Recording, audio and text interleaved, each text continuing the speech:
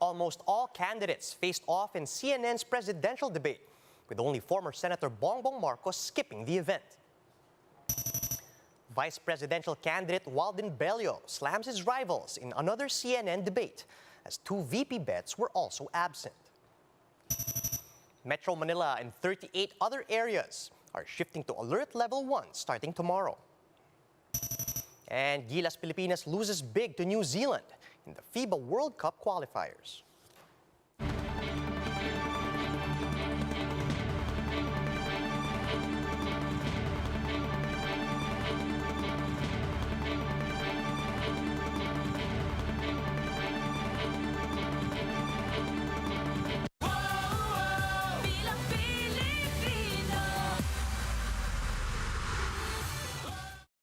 Fast, focused, and fearless. Here's everything you need to know as you jumpstart your day. I'm Charles Lejano. 9 presidential candidates showed off their political acumen in last night's CNN presidential debates. Who stood out and who left their supporters wanting more? Let's find out in this report from Camille Samonte. Almost all presidential candidates face off in a debate organized by CNN Philippines. Just like in previous fora, 9 presidential candidates were asked about certain issues, including corruption, national debt, economy, and COVID-19 pandemic. But 2 candidates had a heated exchange when issues on minimum wage was brought up. Labor leader Leody de Guzman is proposing to increase the minimum wage to $750 across the board. But another candidate, Dr. Jose Montemayor, asked whether de Guzman considered business owners who may get hit with this higher minimum wage. Ako, I am pro-labor, no? Kayo po ba iniisip nyo rin yung mga employers? Kasi po, you have to balance it, ano? Gusto nyo ba sa pagtaas ng kanilang wages, parang kinakagat nyo na ang kamay na nagpapakain sa inyo? De Guzman responded by saying that workers deserve more respect and salaries worthy of their hard work. Ang gusto nating sabihin ba ay patuloy nating pahirapan yung ating mga manggagawa, pasahurin ng slavery wage, ganon? Bakit hindi natin ba ibigay sa ating mga manggagawa yung tamang pasahod na tinatanggap, na dapat nilang tanggapin?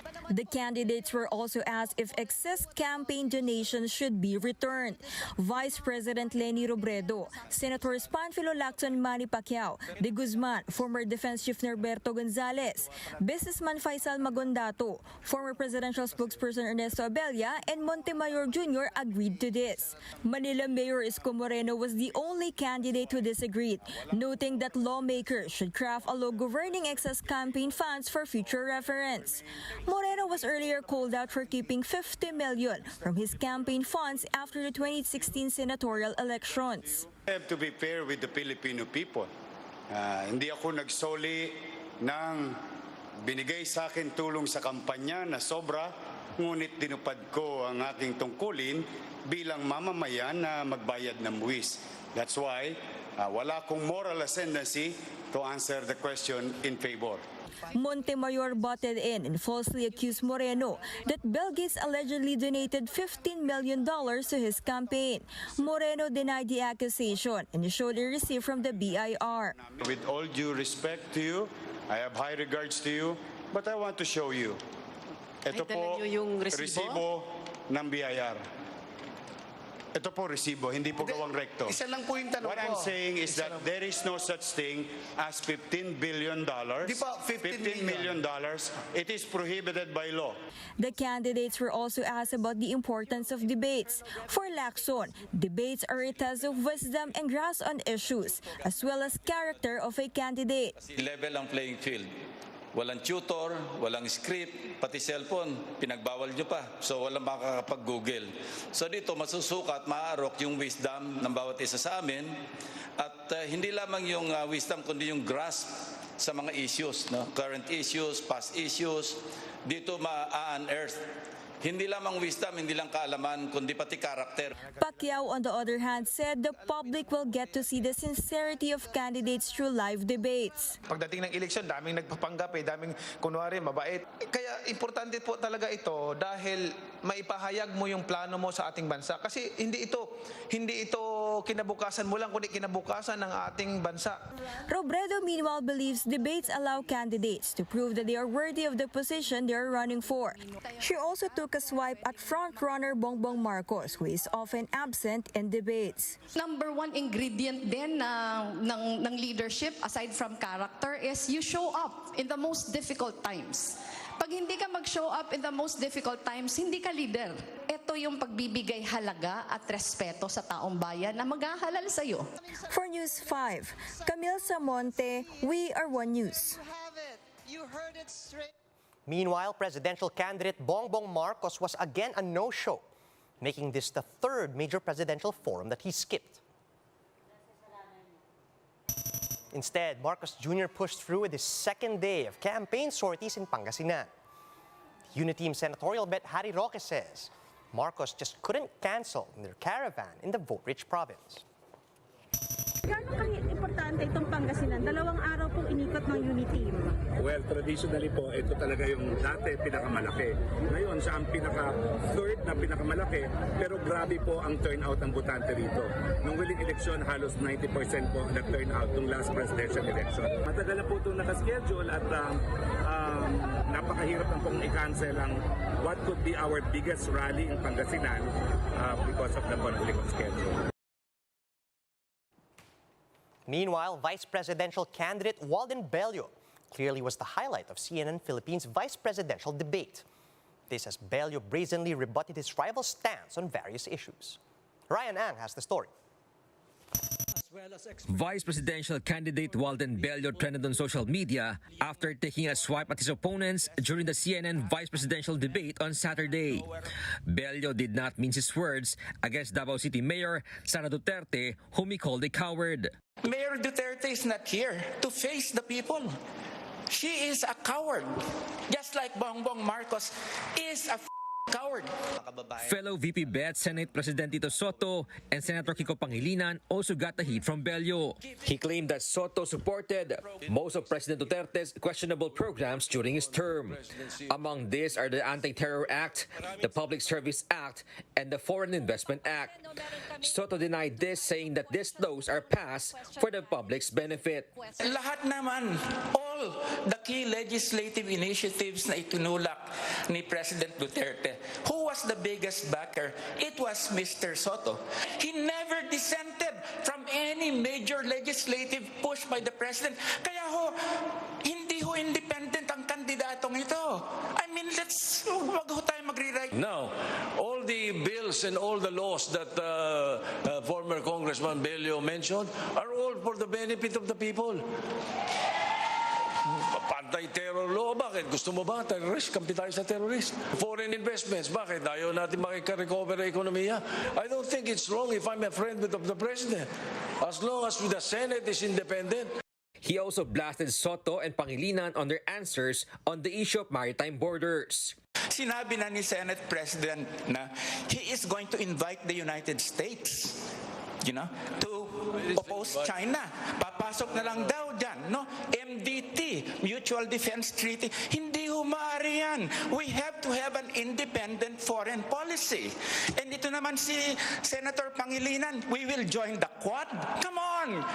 This is dominated by the Australia, US, etc.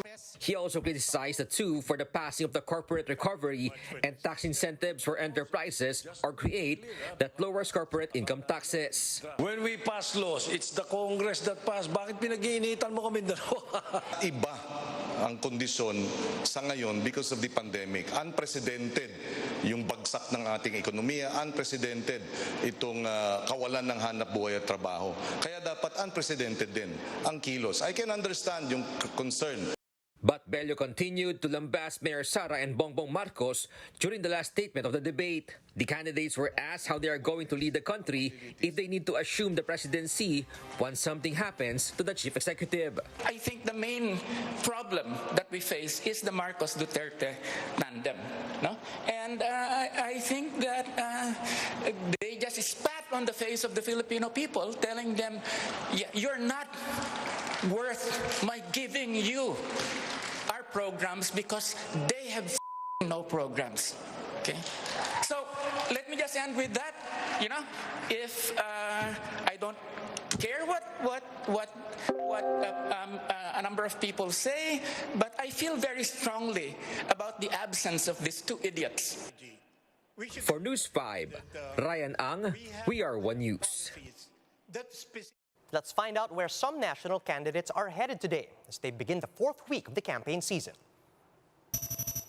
Senator Ping Lacson will visit Lucena in Quezon today, where he's set to hold a caravan later from the Sariaya-Candelaria boundary to the Candelaria-Chaong boundary. Lacson is also scheduled to meet his supporters and some local officials in the city. Some labor groups are scheduled to formally endorse Manila Mayor Isko Moreno for president. These are the Bus Transport Workers Alliance, Alliance of Genuine Labor Organizations, and the National Confederation of Labor. Moreno is also set to receive the endorsement of the national officers of the Alpha Kappa Rho fraternity. Senator Manny Pacquiao is expected to go around the Pasig Marikina area today.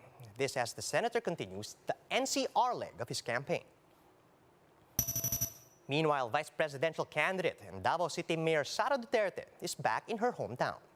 She's set to attend a press conference later this afternoon in Davao City. In other news, Metro Manila will be under Alert Level 1 starting tomorrow. This means that interzonal and intrazonal travel will be allowed, regardless of age and comorbidities. Establishments, workplaces, and other activities can also operate at full capacity.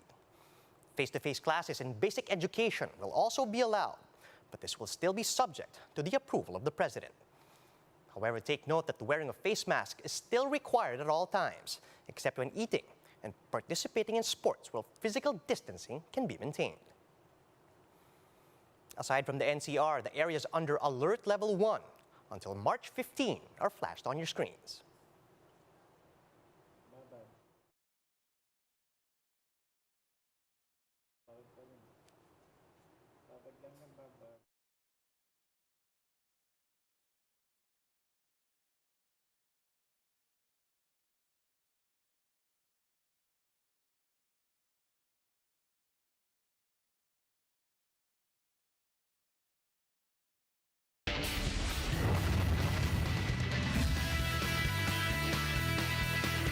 Gilas Pilipinas fell to the New Zealand Tall Blacks 88-63 in their matchup in the FIBA World Cup Asian Qualifiers yesterday.